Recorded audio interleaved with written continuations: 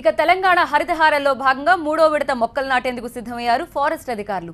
ఏఎన్ఆర్ పద్ధతి ద్వారా degraded forest ని మంచి ఫారెస్ట్ గా తీర్చిదిద్దుతున్నారు. ఇప్పటికే 212 లక్షల మొక్కలు సిద్ధంగా ఉన్నాయని, వీటిలో 100 లక్షల మొక్కలు హెచ్ఎండిఏ పరిధిలోనే నాటుతామన్నారు అధికారులు.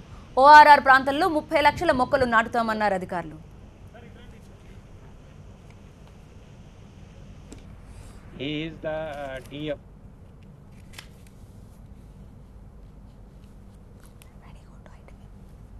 తెలంగాణకు హరితహారం మన రాష్ట్రంలో ప్రతిష్టాత్మకంగా తీసుకున్న one of the flagship programme.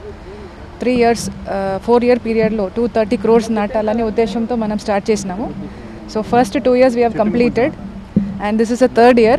మూడో సంవత్సరం ప్రోగ్రామ్ చేయబోతున్నాము.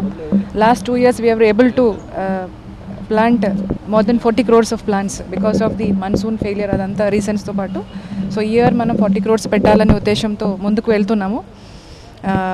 లాస్ట్ 2 yearsలో mixture of success and failure ఉన్నది.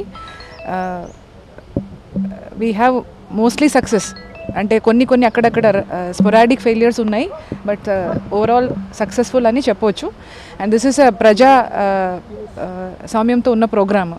పీపుల్స్ ఇన్వాల్వ్మెంట్తో ఉంటేనే సక్సెస్ఫుల్ అవుతుంది. So we have been getting lot of support from the public. But this year also since 3rd year కాబట్టి ఇంకా awareness పెంచడం అలాంటి కార్యక్రమం ఎక్కువ